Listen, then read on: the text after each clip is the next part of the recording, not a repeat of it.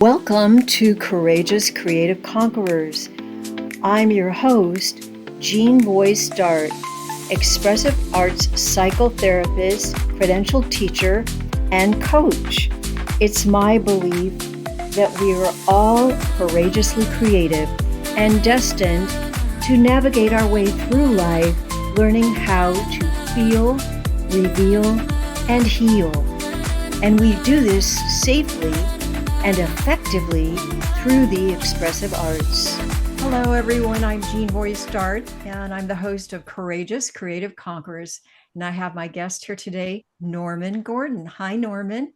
Hi, Jean. How are you feeling today? I'm great, and I'm so excited to have you here with me today. We're going to have a nice chat.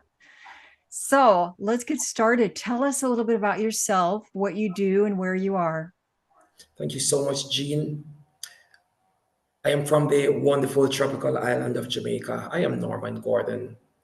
I am a poet, a creative writer, and I am a life coach. Yes. And I want to talk to you about creative writing and what it means to you with this sign back here to be courageously creative. How have you needed to have courage and creativity to get through challenging times? Jean and listeners, I want to say I have been through some difficult situations. Now, I got to a point where a part of my healing had to do with telling my story, sharing my story, whether, writing or otherwise. I had to develop that courage to be vulnerable, right? Through developing the courage to be vulnerable, I also was able to write as well. And I want to say it has been good for me.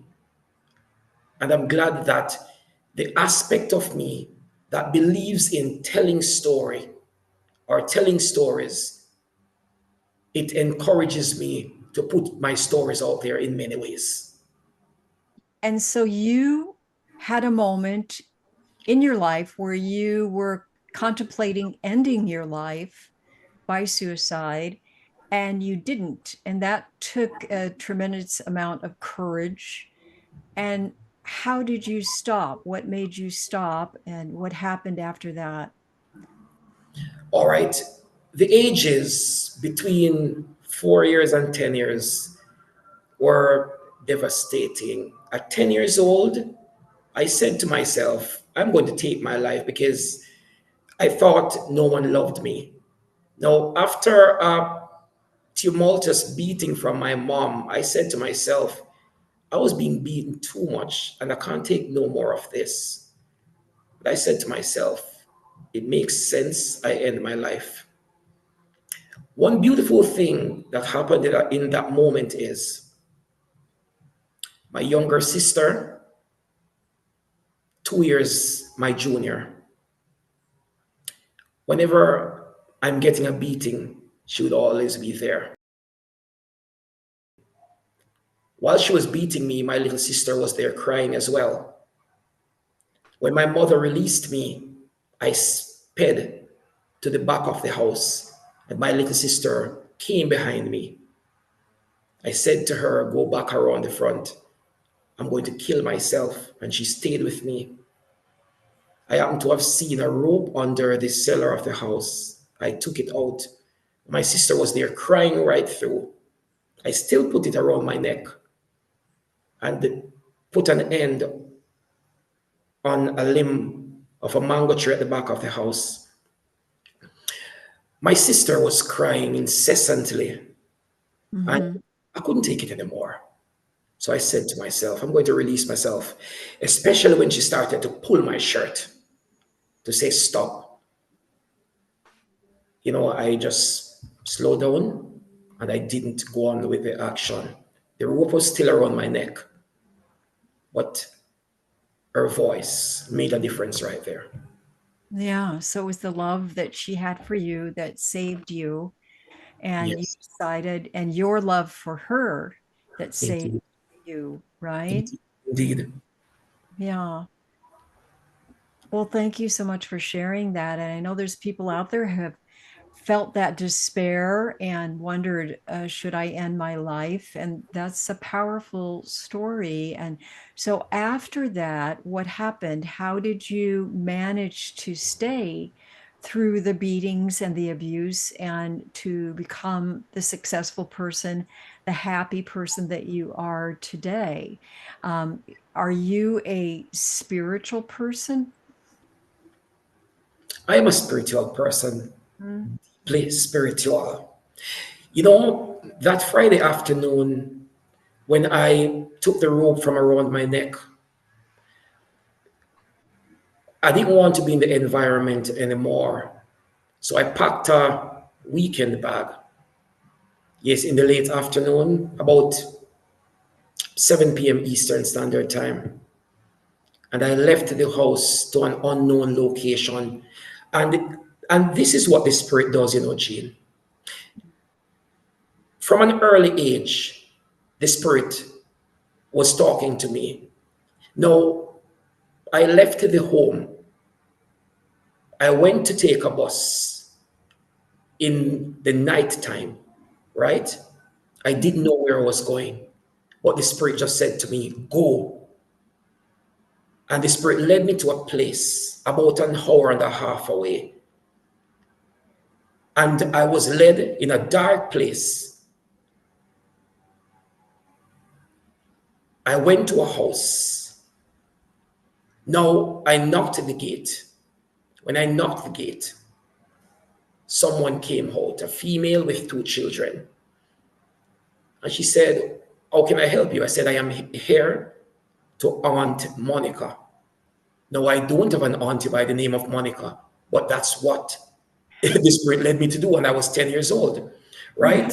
So it happened that she said to me, no, no Monica was living there, which I knew that because it was a fictitious name. I Uh-huh. was able to stay with them for the night. And the Saturday morning, I went back home. My life changed right there because I met three people who accepted me so much. That's a love I was searching for. When I returned home this Saturday morning, my mom and two sisters were gone to church. And Jean, I made a decision at that time to just isolate myself and start to do more for myself. Hmm. I started to read more, started to go in nature more, and I started to write poetry. Started to write notes to myself. Ah, And okay. that's what turned my life around. Now here I am now. So you started writing and you were 10 years old when you started writing? When I started writing, well, all right, I joined my local library and the school library at 6 years old. Hmm.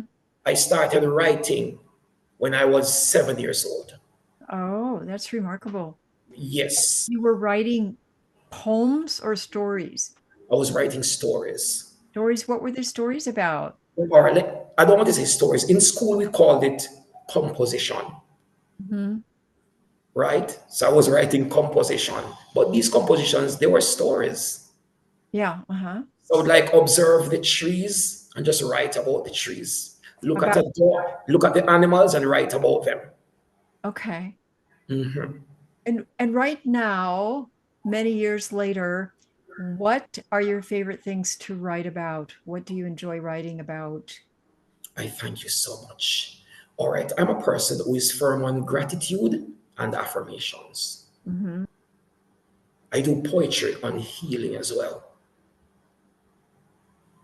I look in nature and I just capture nature and just write about the relationship among the trees, among the fruits, Hmm. the way I see the birds operate. So I understand that you love nature and you write about poetry with beautiful photography. And would you say that you're more of a storyteller or a poet? Which would you say? Jean, thank you so much for asking that question. It's a wonderful one. Now, I would more say I am a poetic storyteller, Hmm. right? So Because your poems are stories. Yes, indeed. They Okay. are stories. Hmm. They are stories. And what is the main theme that you write about generally? Almost everything circles around healing, Oh, okay. right? Yeah. Healing and that nature connection. Hmm. Because each time I put something out there, I go back to my 10-year-old self or that era, because my 10-year-old was the era where I started to do serious writing because I wanted to heal myself. So Yes. that's where I would go to connect with that young Norman. And that fits perfectly with your vocation, which is a life coach. And I know you're passionate about helping other people who might have thoughts of suicide or despair or mental health challenges. And you work with them as a life coach. Can you tell us a little bit about that? I have a passion for serving people because my story shaped me. I can easily make a connection with people. I was at that point where I thought no one accepted me.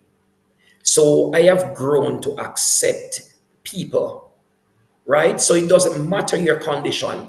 I am here for you. What trained me, what prepared me was what I went through. Also, I want to say, I have made a connection with my parents. And and I was disconnected from them. What reconnected me to them was their human side and not what I thought they did to me. Yeah, Because of that, I am able to connect with people's human side. And that makes me, be better prepared to work with them on whatever journey they are on. beautiful. Yeah, that's beautiful. And so you just help people feel better about themselves, empower themselves, and take that next step forward to achieve their dreams and their goals in their life. Yeah. I Can you do that indeed. tell us about the chapter that you wrote in the book, Expressive Arts, the Ultimate Creative Guide to Transforming Stress? What was your chapter title? And what was your intention in that chapter? Thank you so much, Jean. To commence, let me say thank you so much for inviting me on that project. I really appreciate Laura DiFranco and her team as well. Also, my fellow authors or Mhm. co authors. Now, my chapter is chapter 16. The title, The Amazing Life I Almost Took. The subtitle is How to Transform from Suicidal to Passion and Purpose. Yes. Mm. It was easy to say, you know something, this chapter is needed out there. People have great things within them. And if only someone rises to the occasion to show them what's within, we'll have a better world. Thank you so much for saying that. That's really a motivation and inspiration to those who are listening and maybe feeling sad or feeling doubt about themselves. So we appreciate your kind words. And I understand also that you and I also are involved in another book that's coming out. And could you tell us a little bit about that? And that features your poetry, which is very exciting. And what's the name of that book?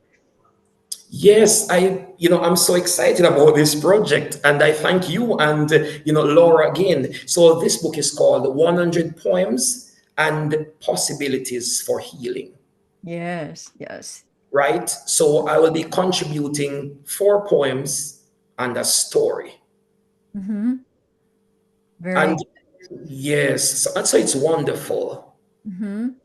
Yeah, and that'll be coming out soon, and we're both working on that now. And we just finished the launch of the Expressive Arts book, and it became a bestseller in 6 categories, and we're very proud of that. And the co-authors, and this one also is a collaborative. So there'll be other poets sharing their 4 poems and their stories, and these are poems that are very powerful and causing a shift and hope and inspiration to those who read the poems, partnered with their story. And so I'm looking forward to reading what you contribute in that book as well. Thank you so much. So before we stop our interview, I would love for you to share a tip or technique, something that people watching right now could do very quickly and easily. They don't need to go out and buy supplies or do anything, something that maybe they can do just sitting right where they are. Do you have a tip to help someone that's maybe struggling right now? And I want to say to that person who is struggling right now, someone cares. This may be virtual. However, please feel my heart. Whatsoever it is you're going through, I am saddened to know that you're experiencing that. However, let me share this with you. What is it that you like to do at home? If you're at home, find that thing you like to do and just do it. Something that's healthy for you. Do you like to cook? Do you like to bake? Do you like to read? Do you like to watch television? These things are therapeutic.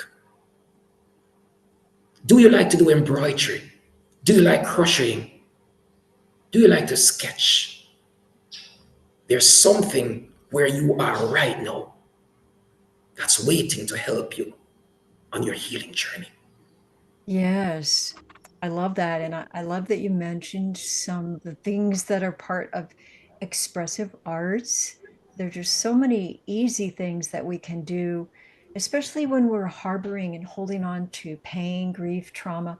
The expressive arts are very safe, and we can take a moment and move, dance, and sing. And when we sing a happy song, our spirits are lifted. We can draw, we can write and express ourselves so many different ways, work with clay or wood crafting or a number of different things, um, to just release that pent up emotion, or music hitting the drums. And so thank you for mentioning those things. And thank you, our listeners and viewers, for joining us on Courageous Creative Conquerors. Would you like to say one last few words of hope and inspiration before we close, Norman? Yes, Jean. I know that the world can be healed. The world is being healed right now. We're living in a global village where we're connected to each other.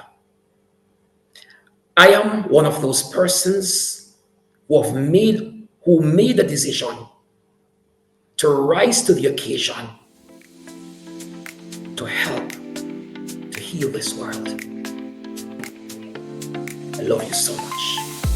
Thank you. We love you, Norman. Thank you so much for sharing those inspiring words. And thank you, everyone. And we'll see you next time on Courageous Creative Conquerors. Bye-bye.